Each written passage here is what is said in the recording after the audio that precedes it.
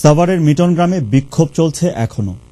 গ্রেপ্তার হওয়া গ্রামবাসীর মুক্তি এবং কাঁটাতারের বেড়া খুলে নেয়ার দাবিতে আজ সারাদিনই খণ্ড খণ্ড মিছিল হয়েছে নিভৃত এই গ্রামে।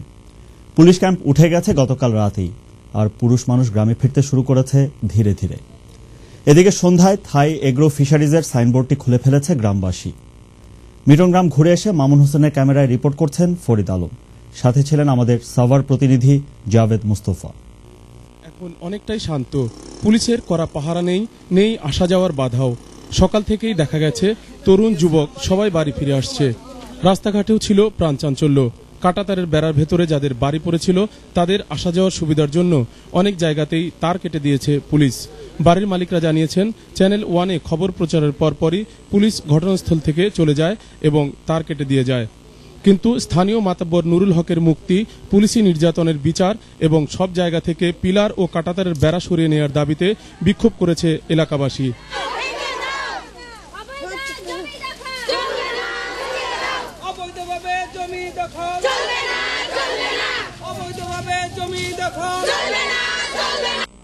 মিটন গ্রামে হাজির হওয়া টিভি ও প্রিন্ট মিডিয়া সাংবাদিকদের কাছে এলাকার মানুষ তাদের নানা অভিযোগ তুলে ধরেন।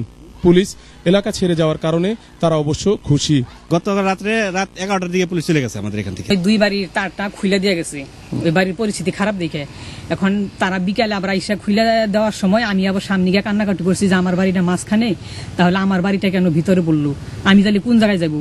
তাহলে পড়ছে যে ঠিক আছে, তাহলে তুমি আজকে রাতে থাকো, আমি সকালবেলা আইসে তারটা তোমার বাড়িটাও বাঁচাই দিয়ে যাবো। এখন সকালবেলা আইসে তারটা খোলাইয়া এত দূর আনছে, সাংবাদিকের বাস পাইয়া উনি তো পালাতো। পুলিশ না থাকলেও দুপুরের দিকে সেখানে যান এগ্রো ফিশারিজের ম্যানেজার। তিনি চ্যানেল ওয়ানকে জানান, বৈধভাবেই এ জায়গার মালিকানা এখন তাদের। একজন মন্ত্রীর সাথে তাদের আত্মীয়তার কথাও তিনি অস্বীকার করেন। গরিবে সুন্দরী সকলে ভাবি হয়ে যায়, সেটা একটা কথা। আস্তে কথা বলুন, একজনে গাছ লাগায় 10 জনের পুরুষরা খায়। কেউ আমাদের কাছে দাবি করে এই জায়গাটা আমার, আপনারা দূর করে নিতেছেন, এরকম দাবি। আমরা এমন কোনো ঘর নেই নাই, আমরা পুলিশ নিয়ে আসছি, পুলিশ আমাকে সাহায্য দিয়েছে সরকার।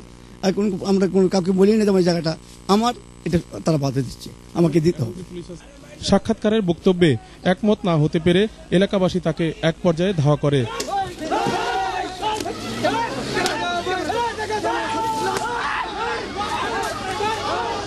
এদিকে সাভার ভূমি অফিসের সহকারী কমিশনার বলেছেন, থাই এগ্রো ফিশারিজকে বৈধভাবেই এটার লিজ দেওয়া হয়েছে। আমার জমি হলো 324 দাগ RS, 323 দাগ, 368 দাগ, 374 দাগ, যেটা এটা হলো খাস জমি না, কোনো প্রাইভেট কোনো ব্যক্তি মালিকানাধীন কোনো জমি এটা বন্দোবস্তের মধ্যে। এই জমি নিয়ে আদালতে যে মামলা বিচারাধীন রয়েছে সে বিষয়ে অবশ্য সাভার ভূমি অফিস কোনো কিছু জানে না বলেও তিনি জানিয়েছেন। Farid Alam, one news, Savar.